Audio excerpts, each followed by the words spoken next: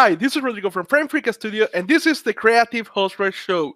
Today, our invited is Chang. He is an amazing artist who pretty much goes into traditional painting, and he also studied character animation.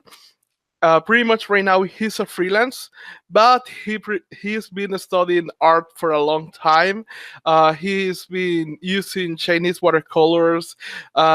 He's been using acrylic paints, oil paints, many styles. So he's invited here. So welcome, Kurt. Hello, how are you? So first of all, for the people who don't know about you, can you tell us a little bit about your history and how did you get started into art, into paintings, and then why did you choose to study animation after that? Okay. So I was born in California, Almonte, and from there I traveled to Taiwan to study Mandarin for first to fourth grade, and moved back to Las Vegas from fifth grade to high school. So I would say growing up, I always had an interest in art, and I would say a lot would be my grandmother who did a watercolor traditional art. So she kind of taught me a little bit about the art world a little bit. Um, I would say my art career didn't start until like maybe high school.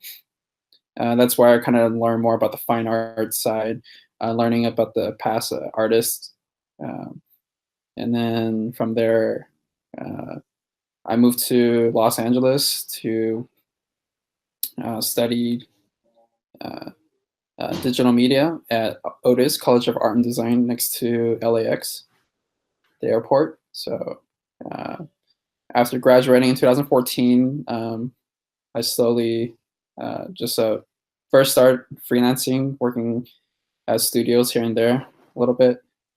And then here we are. So nothing too major. And what brought you to animation after going into the traditional art? What was that? Pretty much. What did you find it interested about it? I didn't really knew that animation was a job back in high school. I It was probably when about like junior or senior year. That's when you're like, oh, colleges offer these kind of programs, and um, I was picking between uh, a school of visual arts in New York or Otis in Los Angeles. Um, so I was really glad I was able to pick the school in Los Angeles because that's where the majority of the animation studios are at.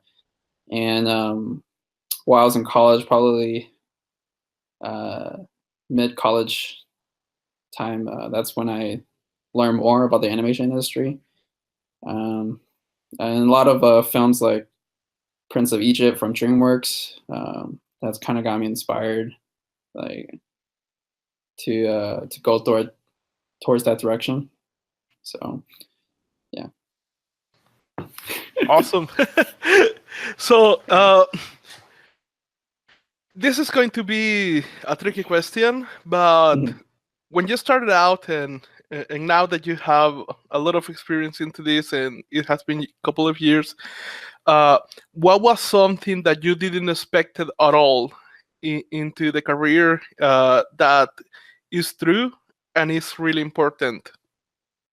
Well, currently my uh, and this freelance career, there are a lot of things I didn't expect of uh,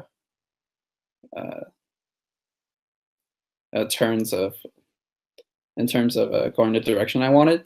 So it would do like different projects such as book cover designs to designing a building, which I'm currently like doing as well a little bit. So it was definitely stuff I didn't study about, but because of just being a freelancer, you get to uh, have different kinds of project. and I think that's also a good thing, experience into my skill set. Like, oh, I had a little bit of experience of doing stuff like that. So it's not what I expected in my career, but it's definitely a good thing to learn many things outside of animation, I think. So Nice. On the other okay. hand, what was something that you completely expected? Like something that you definitely thought, okay, yeah, this doesn't surprise me, and is still like one of the important things inside of the work that you do. Well, I would say in college, uh, I was taught to like you are making out somebody's dream come true, either through uh, making their vision come true, using your own work and such. So I was uh, uh, being a freelancer. It's definitely has lots of ups and downs. So, and in all my downtimes, I still able to do my own work, which is really good to still express and explore different pathways. So I able to do that. So because at the before the I I just always thought to be like more of a fine artist actually, and I didn't want to let that go. So in a way, I still try to keep hold of that traditional skills I was taught back in high school. So yeah, and I definitely know it's something I don't want to lose in the future. Just keeping on with the traditional skills. So Has there been like a, a failure or a moment where you consider a failure but that has led you to massive success later on? Or is there like a favorite failure that you have? is there a favorite failure that I like that I have, or Yeah, or a perceived failure that pretty much something bad that happened that actually became good in the long term. hmm, uh, let's see. Well, I still have doubts about myself as an artist. Uh, so reason being, saying that because I say I'm a freelancer, and I feel like I fail in a lot of areas of, I guess, being a uh, in terms of my skills. I feel like I'm still lacking a lot of things. So I feel um, I repeat myself in my artwork a lot, and I don't think that's a failure to me because I don't have an experienced growth. So I do miss uh, being in school, being surrounded by people that challenges you.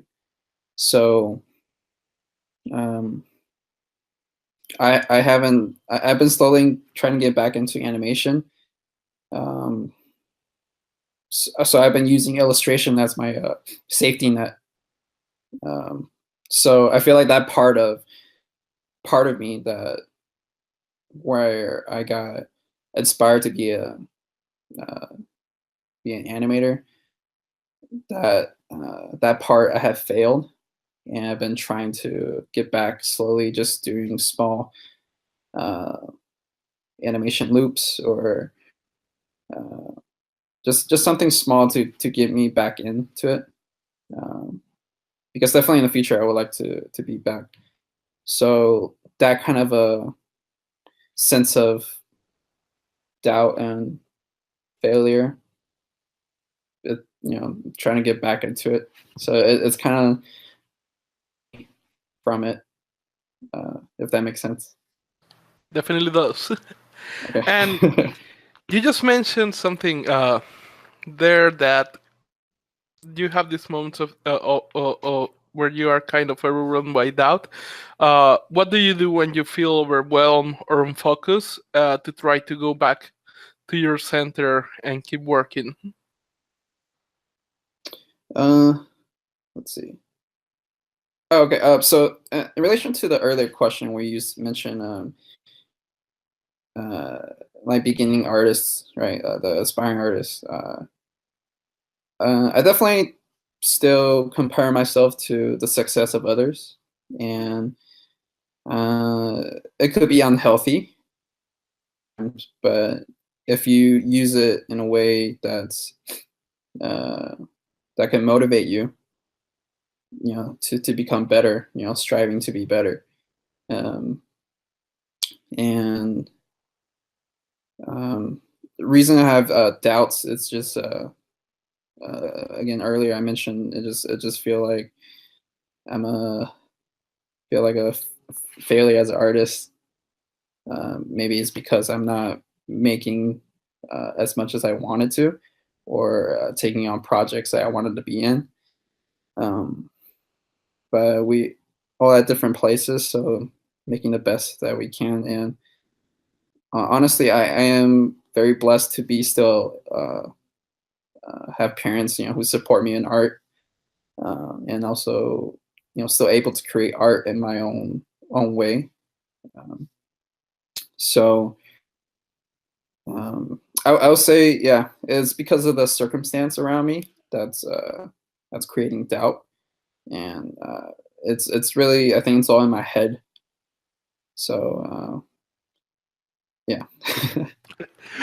Is there something that you do in order to get out of that zone and get back into like the work and pretty much get rid for a moment of all this thinking?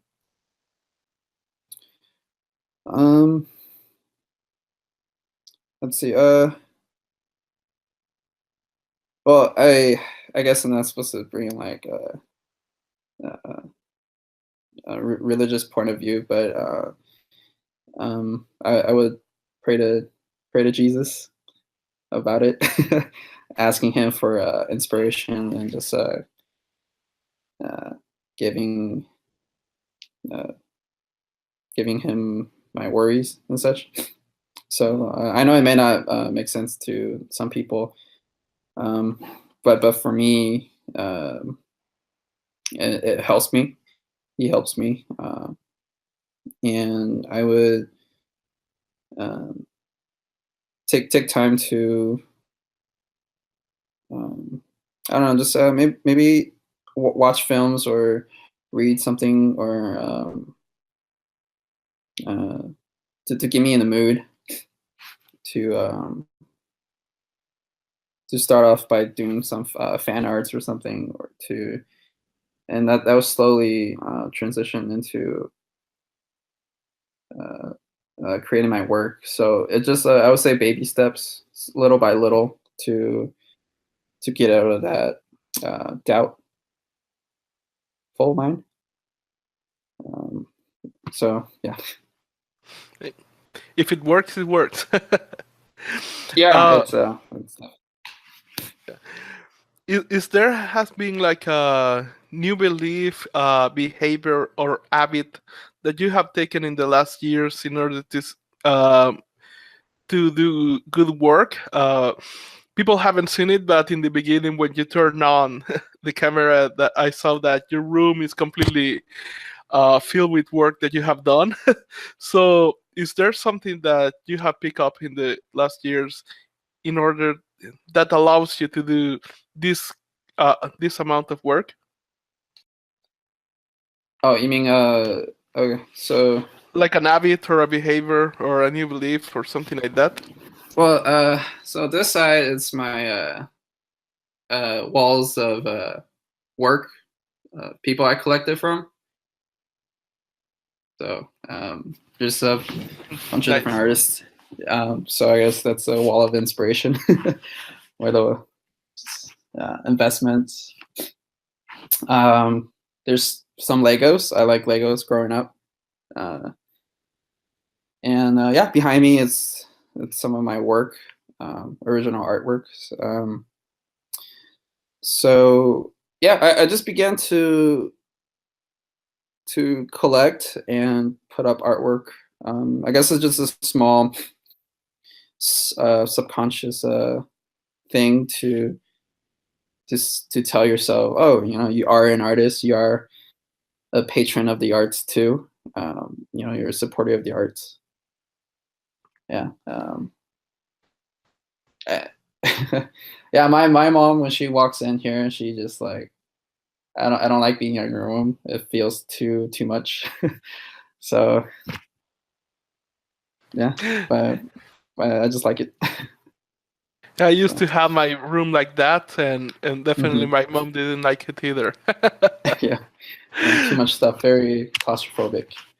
So yeah. Definitely. If you had in front of you a smart driven student that is about to enter the real world, what hmm will your advice be to him? Well, my life drawing teacher always tells me to keep drawing. Just she would just always say, draw, draw, draw. Um, and that definitely helped me because it really goes back to the foundation of of doing what you wanted to do with art. Do that. Um, you have the skills to do such a thing, to create, to have fun with it, which is also important. Um, you know, man, I feel like there's a lot of things I want to say, but I don't want to say too much. Go ahead. uh, yeah. Uh, what are some? If you're doing this for money, then it won't come to you, right? Something like that. If you do it just for art, then the money will come later. Uh, let's see. Um, well, definitely don't give up, as I have given up sometimes. But if you do, pick yourself up. There's a family and friends who are there to support you, help you, um, and it's um, yeah. There's going to be challenges, but that's how you grow, right? All these typical cheesy stuff. Uh, yeah, I definitely need to practice that one. Okay. So, pretty much you told me that you've been involved in this documentary, calling from the ground up. Can you tell us a little bit Mhm. first what the documentary is about, and then your role in this documentary? So this project started about 2 years ago. That I was helping with illustrations, with providing illustrations. So this documentary film is called From the Ground Up. It is about athletes who are vegan, plant-based diet, and how their views and about just having this plant-based diet exceeded them in their own bodies abilities. And part of the documentary film is also take a look into the food industry, how a lot of it's contributing to the greenhouse gases. And yeah, so my role in this project is the illustrator. So I would just provide these illustrations for the animators to animate just a little bit. I help with some animation too, a little bit in it. So yeah, that's my role. And where can we find this documentary? Has it come up yet, or is about to come? So the premiere was last December 2017, and I believe the films are out on iTunes. I believe there are some selected theater that have been showing it. So I'm not too sure if it's. I think it is online. You would have to probably Google that, look it up. But yeah. It's and this question is a little bit difficult one, but I like to ask it either way to everybody. Let's say that you wake up tomorrow and nobody knows about you. Pretty Mhm. much you're in a different dimension, Yeah. but you have all your skills, all your knowledge, all your experience. You have a place to live and all the tools to make your art, and you Mhm. have $500 in your pocket. Mhm. Mhm. What do you do in order to get back into the industry as soon as possible? Uh, you can probably I can probably buy somebody dinner, an artist dinner. Try to I guess have this type of interview, uh, and just kind of be friends with the artist. I definitely find that very helpful to definitely be friends with somebody who are in the industry, um, to develop that relationship with them, and like do whatever I can to help them. And yeah, hoping in terms that when I need help, they will also do the same for me. Um, so that's probably I have $400 left. So buy them good dinners, entrees. All right. So what would you do with that after? Um, well, I guess you would need a place to stay, so you would have get some Airbnb, right? Uh, or uh, I think you can rent a studio with that money. um, I'll probably paint a mural somewhere. Try to purchase some paint. Uh, Go paint somewhere where public people can see it to pick up some small traffic and hopefully get some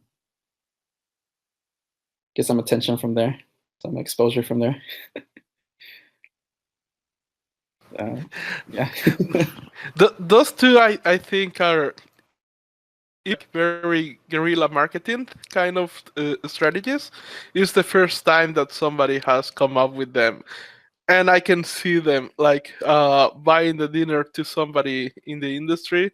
I can see definitely that working because I have seen my entrepreneurs friends doing similar things. So, for example, one of these guys, what he does is that he buys like a box of donuts, and then he goes into the business and asks like for the manager or something like that. He already pretty much has to stalk a little bit in the online, Oh so yeah. he asks for the manager, and then he comes up and it's like, oh, I just wanted just to pass by, give you this, meet you up for a little bit, and maybe we can do business later. And that's pretty much the way he gets businesses. Yeah. Yeah. I don't know if you've seen uh, this article post. I believe it was about this guy using donuts as a tactic to uh, that he would pass out donuts with I guess a resume print out on napkins or something and passing it out in a company. So yeah, whatever creative way you can to uh, pass information around. Yeah. Nice. Also, uh, when you see as artists who are starting out, learning art, whatever it is, animation or paintings, uh, what is the most common mistake that you see people doing that they are not aware that they are doing? Well, there's tons of different ways to approach art. There's no wrong way, um, but some artists might view others' work differently, and I guess the views are different. So there are things that probably will hinder aspiring artists in terms of I don't know, classes or something, learning the basic foundation wrong. That will probably cause like a struggle in the future. So I guess finding the right information is always a challenge, or that's pertains to you. Maybe Okay. not able to discipline yourself. Maybe to maybe like 10 minutes of drawing or something, or trying something new. It could be a common mistake. I don't know. I'm just kind of speaking from experience. But definitely don't it might be contradicting. Don't force yourself if you don't want to do it, because if it's causing you stress, you shouldn't let that happen to you. But stress could be a good thing too. Yeah, there's two ways to it. Gosh, this is a hard one. Can I type it out in an email and send it to you or something? Definitely. Okay. Okay, another one. Okay, sure. This one is easier, don't worry. Is there something, an advice that you would like to give to people that you consider that is really important and that is not being talked about enough? I guess for me, starting after high school, I don't know, I haven't really kept in touch with the people I met. So I guess you kind of lose touch over time. And so for me, that I haven't stay connected with the people I made friendships with currently. So I feel like sometimes it's I move in and out a lot, and for me that it is kind of disheartening. So I would advise that to be people come and go in your life. So I definitely appreciate the time that it was spent in my lifetime. If that makes sense. Reason being is because it pertains to a lot of my artwork. Use that as experiences. Use those experiences, good and bad, to tell stories in my work. If that makes sense. So so I would say one advice outside of art that will fuel your ideas or inspirations. And it's the experiences that you gather in life. Um, if you don't have much of it, definitely talk to somebody who does, because everyone has a story to share. So I definitely enjoy meeting new people, hear their stories. So yeah, I think it's also not just the art itself, but in life. Awesome. So, any last advice that you would like to give that we haven't covered into this interview? Any other advice? I'll definitely try to stay healthy. I I need to get better at health. uh, Me too.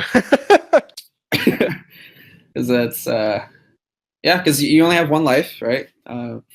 So it's something you got to take care of, and yeah, it's important. If people want to find you online, where will be the best place to do so? So I currently have I have a Facebook, Instagram, Tumblr, Behance, Pinterest, um, Society6. I believe that's where you sell some stuff.